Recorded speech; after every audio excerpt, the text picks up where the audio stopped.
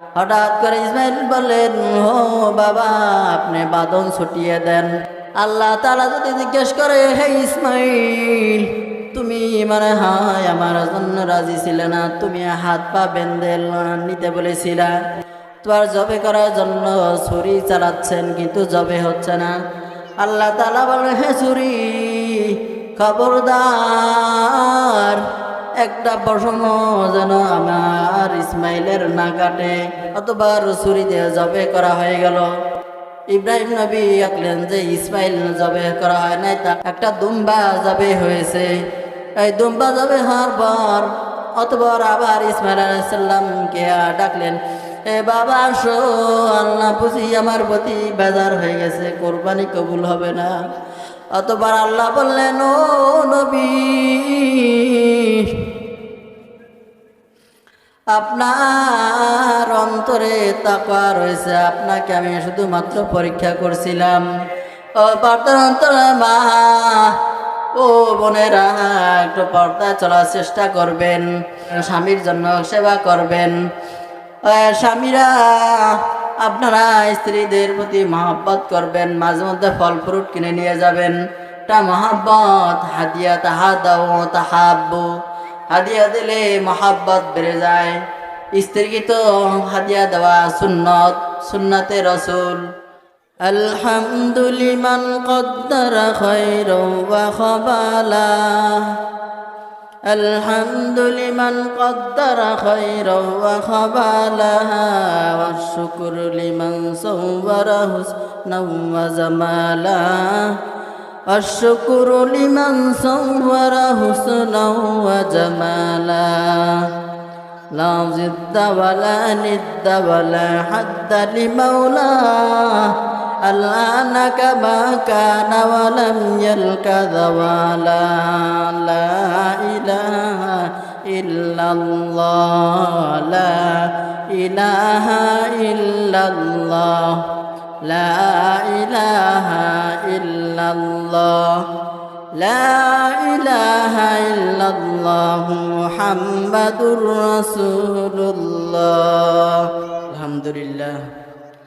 জামিনা খাতুন হাফিজিয়া মহিলা মাদ্রাসা ও এলাকাবাসীর উদ্যোগে একদিন ব্যাপী ওয়াজ মাহফিলের সম্মানিত সভাপতি ও প্রধান অতিথি, বিশেষ অতিথি বৃন্দ এবং সম্মানিত মাদ্রাসার মহাপরিচালক বন্ধুবর হযরত মাওলানা মুফতি আশিক ইলাহি সাহেব ক্লান্ত পরিশ্রম করে বিভিন্ন কষ্ট করে এই মাহফিলে আয়োজন করেছেন।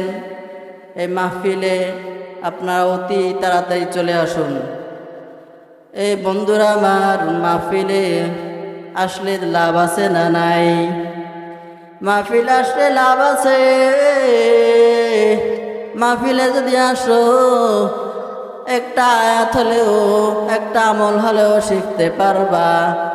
যদি শিখতে পারো, আল্লাহ পাক রব্বুল আলামিন তোমাকে আমাকে কিয়ামতের ময়দানে পার করে দিতে পারে কিনা। আল্লাহ পাক রব্বুল আলামিন আমাদেরকে উক্ত মাহফিলে উপস্থিত করেছেন, এজন্য সকলে বলে আলহামদুলিল্লাহ। শুরুতে কোরআন আয়াত পড়েছি, সূরাতুল বাকারা এর প্রথম আয়াত। আল্লাহ তাআলা বলেন, আলিফ লাম মিম যালিকাল কিতাবু লা রাইবা ফীহি হুদাল লিল মুত্তাকিন। তাকওয়া কি জিনিস? তাকওয়া শাব্দিক অর্থ হেফাজত থাকা, সংরক্ষিত থাকা, আল্লাহকে ভয় করা। পারিভাষিক অর্থ হলো আল্লাহ তাআলার সমস্ত হুকুম আহকাম সব মানিয়া রাসূল সাল্লাল্লাহু আলাইহি সাল্লামের অনুযায়ী জীবন পরিচালনা করার নাম হলো তাকওয়া। সাহাবা কেরাম রাদিয়াল্লাহু তাআলা আনহু জীবনে অনেক বড় তাকওয়াশীল ছিলেন। হযরত ওমর রাদিয়াল্লাহু তাআলা আনহু একবার সফরে বের হলেন। সফরে বের হওয়ার পর এক মা তার মেয়েকে বলে, ও মেয়ে, তুমি বাজারে দুধ বিক্রি করবে, দুধ বিক্রি করবে, দুধে পানি মিশিয়ে বিক্রি করবে। যাতে বেশি হয়। মেয়ে বলে হে মা, দুধে যদি পানি মিশ্রণ করি তাহলে তো হযরত ওমর দেখবেন। ওই মহিলা তার মেয়েকে বলে ওমর তো এখানে নাই, ওমর কিভাবে দেখবে? ওই মেয়ে বলো মা,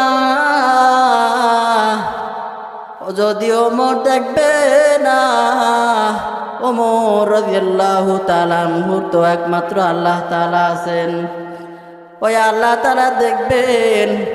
অতবার ওমর রাদিয়াল্লাহু তাআলা এই ঘটনা শুনে বললেন, এ মেয়ের অন্তরে অনেক তাকওয়া আছে, আল্লাহ তাআলা ভয়ভীতি রয়েছে।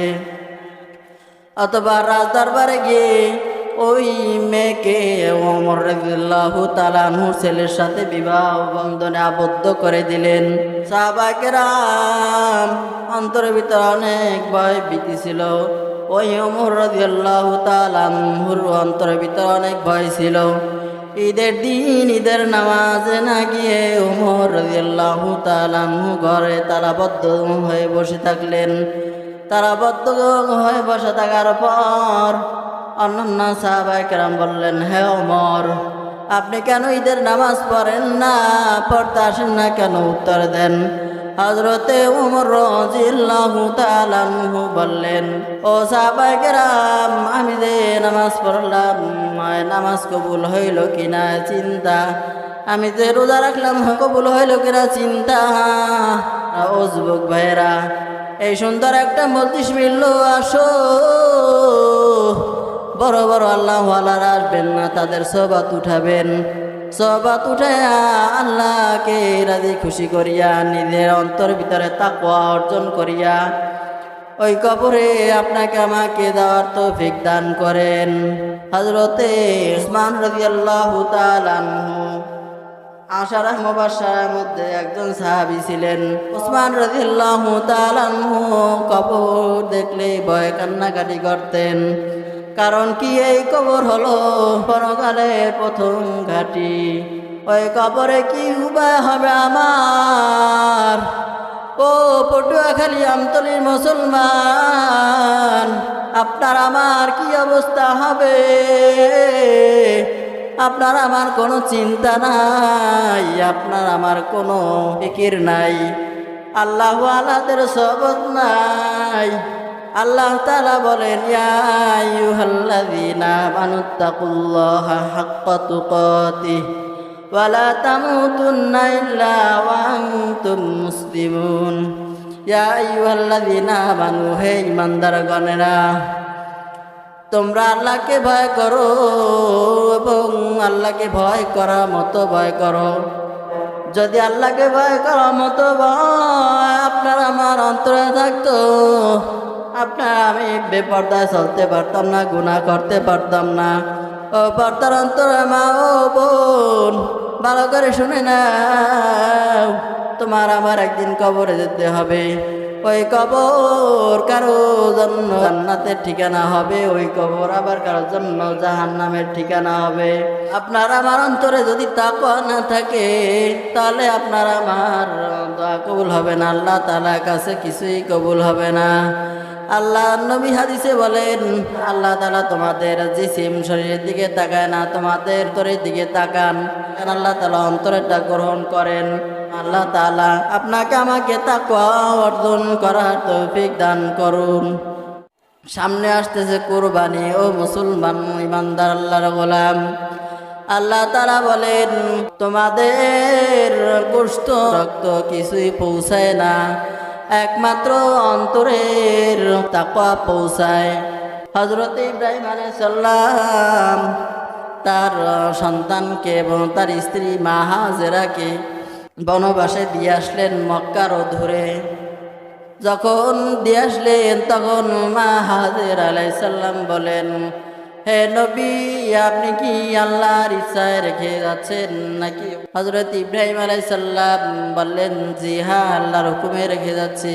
তখন হযরত হাজেরা আলাইহিস সালাম বলেন, তাহলে হে নবী, আমাদের কোনো সমস্যা নাই, তবে হ্যাঁ, হযরত ইসমাইলকে মাঝে মাঝে একটু দেখতে আসেন।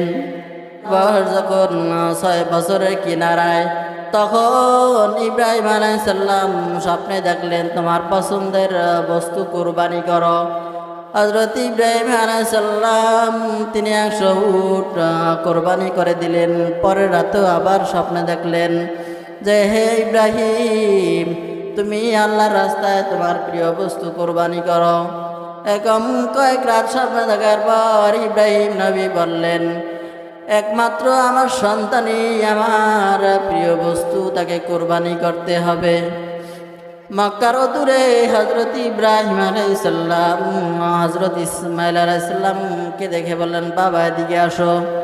ইসমাইল নবী তো ছোট বাচ্চা, বাবাকে চিনতে পারে নাই। তারপরে পরিচয় দিয়ে বলেন যে আমি তোমার বাবা ইব্রাহিম। অতঃপর ইব্রাহিম আলাইহিস সালাম বললেন, না তোমাদের ঘর কোথায়? হযরত ইসমাইল আলাইহিস সালাম বলেন, এই চতুর্দিকে অনেক ঘর, কিন্তু আমাদের একটা ভাঙা ঘর, এই ভাঙা ঘরে আমরা বসবাস করি। হযরত ইব্রাহিম আলাইহিস সালাম স্ত্রী হাজেরার সাথে অনেক দিন পরে সাক্ষাৎ হলো। এক মহব্বতের আওয়াজ। অতঃপর হযরতে মা হাজেরা আলাইহিস সালাম কান্নাকাটি করতেছেন। ইব্রাহিম আলাইহিস সালাম বলেন, ও বিবি হাজেরা, কান্নাকাটি করা যাবে না, সময় কম, আমি মালিকের দাওয়াতে যাব। মালিকের দাওয়াতে যাওয়ার জন্য ইসমাইল আলাইহিস সালামকে মিনা যাওয়ার পরে বললেন, ও ইসমাইল, আমি তো স্বপ্নে দেখছি যে আমি তোমাকে জবাই করব, তোমার কি ইচ্ছা? হযরতে ইসমাইল আলাইহিস সালাম কোনো চিন্তা না করেই বললেন যে হে নবী, আপনার ইচ্ছা আপনি কোরবানি করেন, কোনো সমস্যা নাই। সাতাজিদুনি ইনশাআল্লাহু মিনাস সাবিরিন, আপনি আমাকে সাবিরিনদের মধ্যে পাবেন। অতঃপর ইসমাইল আলাইহিস সালাম বললেন, হে বাবা, আপনি আমার পা দুটি বেঁধে নেন, তাহলে আপনার কোরবানি করতে সুবিধা হবে, আপনার গায়ে হাত পা লাগবে না, বেয়াদবি হবে। আপনি আপনার চক্ষু দয় বেঁধে লন, যাতে করে আপনার নজর না পড়ে, মহব্বতের কারণে কোরবানি করতে পারবেন না, আল্লাহর হুকুম পালন করতে পারবেন না। হঠাৎ করে ইসমাইল বললেন, ও বাবা, আপনি বাঁধন ছুটিয়ে দেন। আল্লাহ তাআলা যদি জিজ্ঞেস করে, হে ইসমাইল, তুমি মনে হয় আমার জন্য রাজি ছিলে না, তুমি হাত পা বেঁধে নিতে বলেছিলা। অতঃপর হযরতে ইব্রাহিম আলাইহিস সালাম হাত পা খুলে ফেললেন। তোমার জবে করার জন্য ছুরি চালাচ্ছেন, কিন্তু জবে হচ্ছে না। আল্লাহ তাআলা বলেন, হে ছুরি, খবরদার, একটা পশম যেন আমার ইসমাইলের না কাটে। এটা ছিল পরীক্ষা, আমার নবী ইব্রাহিম পয়গম্বরের পরীক্ষা ছিল। আর জবে করার জন্য ছুরি চালাচ্ছেন, কাটছে না। ছুরি দিয়ে পাথর আঘাত করলেন, পাথর 2 টুকরো হয়ে গেল। পাথর 2 টুকরো হওয়ার পরে তিনি মনে করলেন, আসলে তো ছুরিতে ধার আছে, কেন কাটতেছে না? অতঃপর উপর থেকে আল্লাহ পাক রব্বুল আলামিন জিবরাইল আলাইহিস সালামকে পাঠাই দিলেন। অতঃপর ছুরি দিয়ে জবে করা হয়ে গেল। ইব্রাহিম নবী অতবার দেখলেন যে ইসমাইল নবী জবে করা হয় নাই, তা একটা দুম্বা জবে হয়েছে। এই দুম্বা জবে হওয়ার পর অতবার আবার ইসমাইল আলাইহিস সালামকে ডাকলেন, এ বাবা আসো, আল্লাহ বুঝি আমার প্রতি বেজার হয়ে গেছে, কোরবানি কবুল হবে না। অতবার আল্লাহ বললেন, ও নবী, আপনার অন্তরে তাকওয়া রয়েছে, আপনাকে আমি শুধুমাত্র পরীক্ষা করছিলাম। এভাবে কোরবানি শুরু হয়েছিল। তবে হযরত আদম আলাইহিস সালাম থেকে কোরবানি শুরু হয়েছিল হাবিল কাবিলের মাধ্যমে। আল্লাহ তাআলা আমাদের এই কোরবানির মাধ্যমে শিক্ষা রেখেছেন তাকওয়া। এই তাকওয়া কি জিনিস? এই তাকওয়া হলো অন্তরের বিষয়। নবী করিম সাল্লাল্লাহু আলাইহি সাল্লাম বললেন, আত-তাকওয়া হাহুনা, তাকওয়া হাহুনা, তাকওয়া হাহুনা। তাকওয়া হচ্ছে অন্তরের বিষয়। প্রিয় ভাইরা আমার, তাকওয়া যদি অন্তরের বিষয় হয়ে থাকে, তাহলে আমরা নামাজ রোজা করব না, তাহলে সমস্যা কি? এই প্রশ্নের সুন্দর একটা জবাব দিয়েছে এক আল্লাহর গোলাম।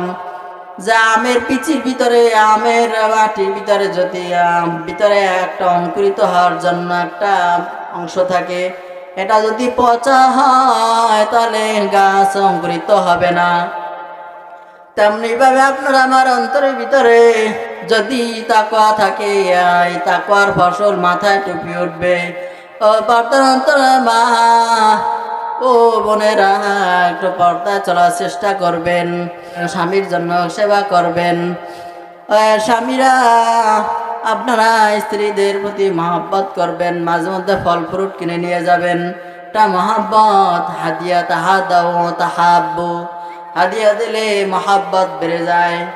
স্ত্রীকে তো হাদিয়া দেওয়া সুন্নত, সুন্নতে রসুল। আল্লাহ পাক রব্বুল আলামিন আপনাকে আমাকে তাকওয়া অর্জন করার তৌফিক দান করুন, আমিন।